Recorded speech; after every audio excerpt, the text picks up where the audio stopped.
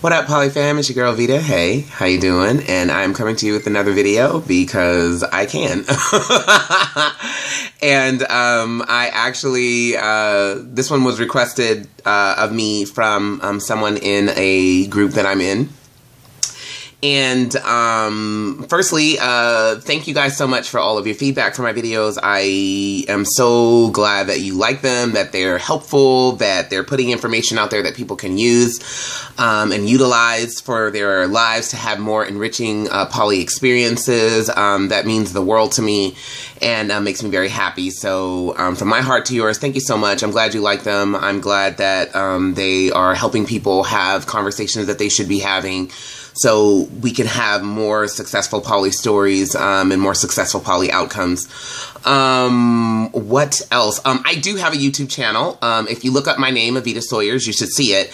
I originally started the channel to talk about books because I'm a total book nerd. And I have a few poly videos on there, but not that many. It seems like I get more traffic on my videos here on Facebook, but I may start redirecting my videos to my YouTube channel because I do have some subscribers on that channel and I don't film there often. And so I'll probably be uploading these videos that I've done to that channel and then maybe redirecting my videos to that channel. But, you know, when I do record, I'll put them on my Facebook or, you know, post them in the groups so that way you guys know that there is a new video. I'm planning on doing one soon about NRE, how to deal with it if you're the partner who has a partner that's experiencing NRE, or if you are the person who is partnered and you're experiencing NRE. And that came up from a discussion that I saw in a poly group that I was in. And I was like, oh, that's a really good video because you know, NRE is one of those things that people kind of dread dealing with regards to their partners having other partners. And so just talking about ways to manage it and handle it and, you know, ways to kind of help get yourself through a partner having an NRE moment. But that's not what this video is about, because that's not what the lady who asked me to film this video, that's not the subject matter that she wanted to talk about. So I made a video recently about couples or two couples who want to join a triad or want to form a triad, and got a lot of positive feedback about that, and you know that there was some good information in that. And so the lady asked if I would do a video to single women, you know, and what if they are wanting to join a couple or be a part of a triad, and you know, what kind of things should they look for, what kind of questions should they be asking, you know, that kind of thing. And I will preface this by saying that, you know, I have a very limited experience with this simply because, you know, I've never been in that position. So, you know, I'm married. I've been married for 11 years. So I've just never been in that place. And so, you know, a lot of this will be just different things that I've read and different things that I've seen single women complain about and talk about, you know, in the poly forums that I'm a part of, and just some of my own, you know, experiences with regards to Our Lady, you know, when we were in a triad and her coming in, and maybe some of the things that if she would have asked, you know, ahead of time, or, you know, some of the things that we would have maybe even thought about. You know, that's really where this is coming from. And also, once again, you know, these are all my personal opinions. These are not fact or law. You can take it or leave it. I really don't give a shit. So, you know, this is just things that I've observed as I've traveled this road. So I do want to start that as a caveat, because, you know, I don't want to get no inboxes in my messages in my inbox talking about, you know, I did what you said to do. It didn't turn out well. Right? You know, sorry, like, you know what I mean?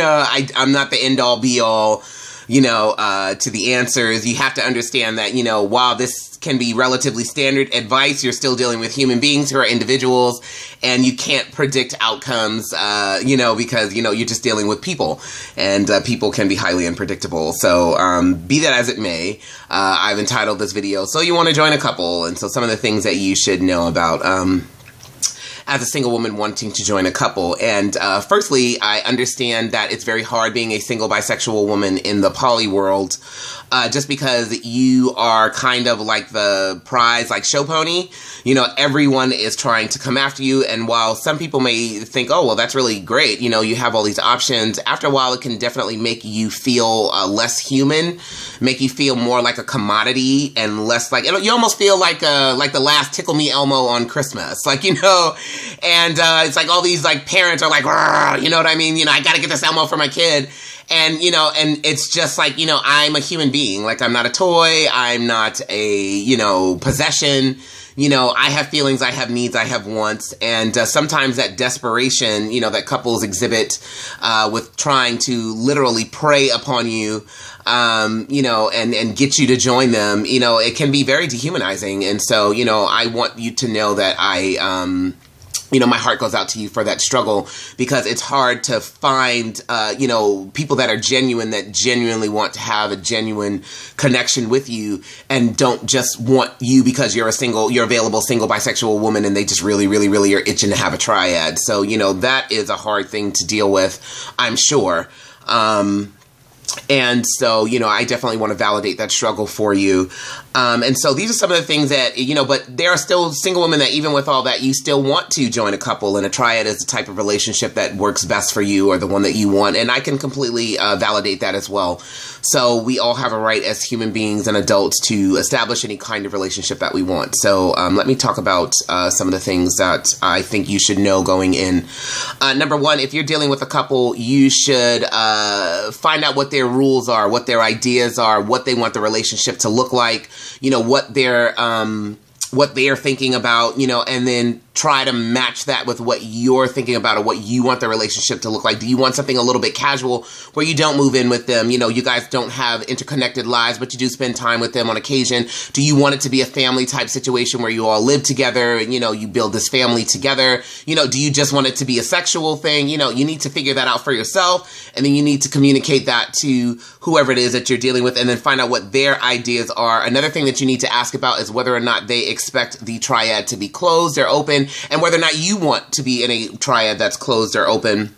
A lot of triads are closed. A lot of couples want triads to be closed, and a lot of single women are like, you know, I don't want to, you know, just be, you know, some women want that, and that's cool. And then some of them are like, no, like, you know, I still want the opportunity to be able to possibly get legally married, you know, if that's available to me, or, you know, establish my own primary, for lack of a better term. So you need to find out if they want the triad to be closed or open, and then decide if that's something that you want for yourself. When our triad started, we started out with it closed, and then I was like, I don't want this thing to be closed. I want it to be open, because I want the freedom to choose who becomes a romantic partner in my life and who doesn't. I don't want that chosen for me by some arbitrary rule, like hanging in the environment. Like, you know what I mean? So to me, a closed triad is just monogamy plus one, personally. But that's my personal opinion. Some people are totally fine with that, and that's totally cool. So, but you need to find that out ahead of time. Number two, a lot of times single women report feeling like a sex toy. You know, that couples just kind of, you know, contact them when they want to have sex. You know, if that's not what you want, if you don't want that kind of relationship, and a couple is trying to engage you with them, no matter how great they might be or how great the sex might be, you know, you need to kind of say, no, you know, that's not what I'm looking for, and really not engage someone who, you know, is just treating you like a sex toy, you know, and only calling you up when they want to have sex with you, or they want to have a threesome or something like that. Like, you know what I mean? You know, yeah, if that's what you want, that's cool. But, you know, if that's not what you're looking for, you're going to feel like shit real quick. So, and also, I would even encourage single women, if you want that kind of family dynamic type setup, you should probably not have sex with a couple for a period of time. And, you know, you can gauge what that is, but one of the things that I learned, especially in our triad, is sex kind of muddles things, and it clouds judgment, you know, and if you guys are having great sex and the sex is awesome, you know, you might not be making the best decisions with regards to the relationship. And if you want a relationship that's not based on sex, if you want a relationship that has some substance, you should, you know, probably hold off on having sex, you know, initially, just to establish some sort of foundation. But like I said, that's my personal opinion. You're grown. You let your freak flag fly. If you want to have sex, it's up to you. Individual time. You should find out in the beginning if individual time is, off limits. There are a lot of couples out there that want a triad, but especially with the male and the woman coming in, there's a restriction on individual time. So, you know, you can only hang out with both of them together, or you can only hang out with the man if the wife is there. You can only hang out with the wife if the guy is there. Like, you know, you can't have individual time with either one of them. And, you know, that's, in the long term, you're not going to feel very good about that, because, you know, you're going to want to have individual time with each of your partners, you know what I mean? And want to have time where you're just spending time with the husband, or you're just spending time with the wife, you know, and have that kind of focused attention from your partners.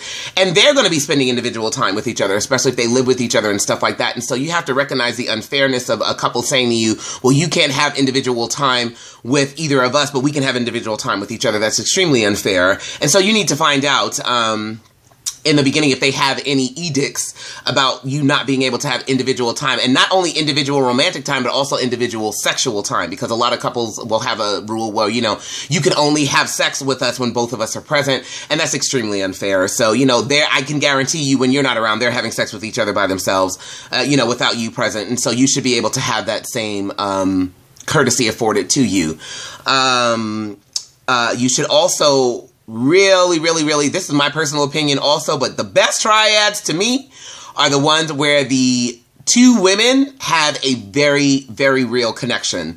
So, where they have a strong connection, they really like each other, they really get along. To me, the triads that work that are the most successful are when the two women really want to be with each other, because it seems to me like, you know, in, you know, triad horror stories, or when a triad breaks down, usually the breakdown in the relationship happens between the female-female relationship. And so if you don't have a strong connection with the wife, things are going to be challenging. I'm just letting you know right now. So you really should seek to establish a strong connection with the wife. And if you're just not feeling her, or, you know, it's just like, you know what, I'm just really not feeling this person, you know, you need to be honest about that. So you need to say, you know, I like your husband, but I'm, you know, I don't think you and I are going to work, you know, and then you need to make sure that she's not just doing this because her husband just wants a triad, and so she's like, well, I'm just going along with it, but, you know, I would rather just be monogamous. You need to ask that question. Like, you know, I would say, you know, get some alone time with her, you know, and just talk to her and say, what are your fears? What are your insecurities? What are you worried about? You know, how can I help you feel better about that? And then make sure that she's doing this for her, because she actually wants to be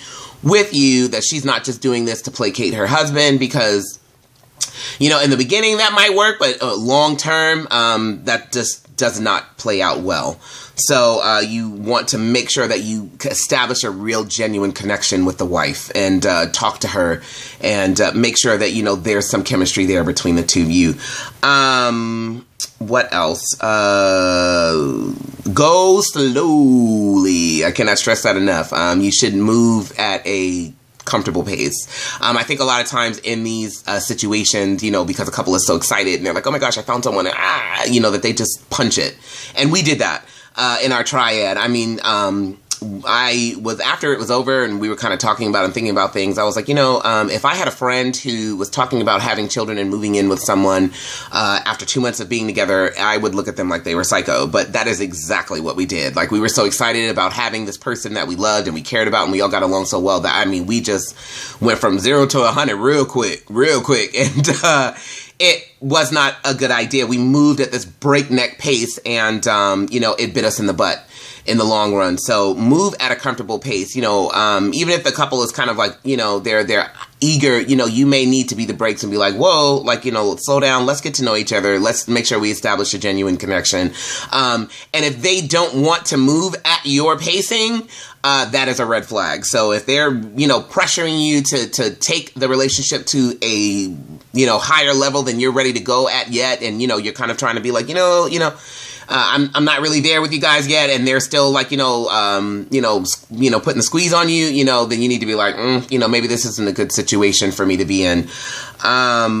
Children, if you do not have children already, or even if you do have children and you want more children, you should find out if, you know, if you guys get to a place to where, you know, it becomes long term, you know, is the option available for you to have kids, if that's what you want. And if they say, no, you know, we don't want you to have kids, you know, or, you know, that's not going to happen with us, then you need to either A, say, okay, well, I just can't engage with you, or B, you know, this triad is not going to be open. It's not going to be closed. It's going to be open. So I can find someone that I can have children with. You know, you need to find that out going in, you know, have that conversation. Or what happens if I get pregnant? You know, what's going to happen? You know, you should have that, you know, ask that question and know about that ahead of time. I'm not saying on the first date, you know, because, you know, you're still trying to establish a connection and see if, you know, you guys even click. But, you know, if things start progressing and start looking like they're going to turn into a long-term relationship, you should definitely find out about children. And if you don't want kids, and you don't have to find out about that, but if you do want kids, or the opportunity is there for you to have kids, you need to find out, what their views are with regards to that. This is another thing that happens a lot, and I think it happens more so with male-female interactions than it does with female-female interactions, but it's kind of called a bait and switch. So you meet this great guy, and sparks are flying, and you guys have all this chemistry, and you've been seeing him for a little while, and then all of a sudden he's like, oh, hey, by the way, my wife wants to be with you too. And then you're like, wait a minute, what? And so now you're feeling pressured because you don't want to lose this person that you're with and that you like. But at the same token, you didn't know that, you were going to be, required to or coerced to have a relationship with his wife that you don't really know. So, if you're engaging a gentleman and he has a partner, you should probably be asking pretty early on, are you looking to form a triad? Do you have a bisexual wife? Does your wife want, me to interact with you? Because a lot of times what guys will do is, they'll tell their wives, oh, well, I want a triad. I want a triad, and we're going to look for someone that to find for you. And then they get with you and they're not communicating that to you because they just, guys just do dumb shit. So, and so their wife is going, well, when am I going to meet her? When are we going to, close this, chain link, and make this a triangle? And the guy's like, oh, give me some time. And he's not telling you anything about that, so you need to kind of find out, does your wife want a triad? Does she want, if you're engaging with just the guy or even the woman, because I'm pretty sure that happens in situations with women also, although I think it happens more frequently with men. But, say, hey, are you wanting to form a triad? And then know that ultimately it's your choice. You should not force yourself to be in a relationship with anyone that you don't want to be with. So if you're with someone and you're just not really feeling their wife, or you're not really feeling their husband, you need to stand up and say, I'm just not really feeling them like that. You know what I mean? I can see myself being with you, but I'm just not really feeling your partner. And you shouldn't feel bad about that. Like, you know what I mean? You have a right to be in a relationship with whomever you want to be with, however you want to be with them. So, if you can't see yourself going past a friend level with, one component of the, couple, you need to be honest about that and say, you know what I mean? I'm really feeling you, but I'm not really feeling your wife. But you have to, or I'm not really feeling your husband, but you have to understand that, they could say, well, then you don't get either one of us,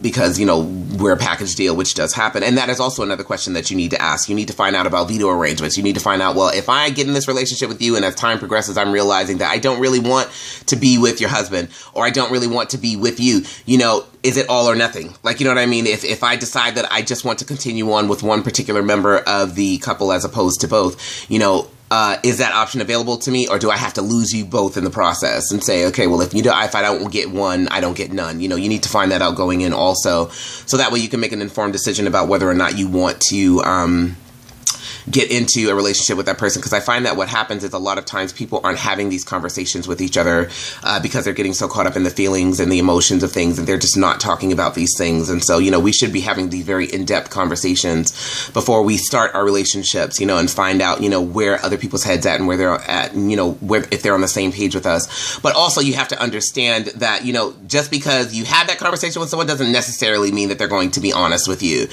A lot of couples may say anything, just to get you to want to be with them. And then once you get in the relationship with them, you find out that things are very different. And so that's why you have to kind of keep your eyes open, be wise, make sure that you're checking in with yourself on a regular basis about the things that you want and the things that you need, and that you're communicating that to that partner, and that they're giving those things to you to the best of their ability, instead of you feeling like, because a lot of times, couple privilege can play in and you feel like you have to forgo your needs all the time, because they're an established couple, but that's not true. You have needs, you have wants, you have desires, and you have a right to ask your partners to give those things to you. So, make sure you're doing regular check-ins with yourself and going, do I want this? Do I want this the way things are? Are things evolving or devolving, you know what I mean? And having regular conversations with yourself about the things that you want, and then communicating that to your partner. So I hope that was helpful. And yeah, I'm gonna go. Thank you guys for watching, and I will see you again soon. Bye.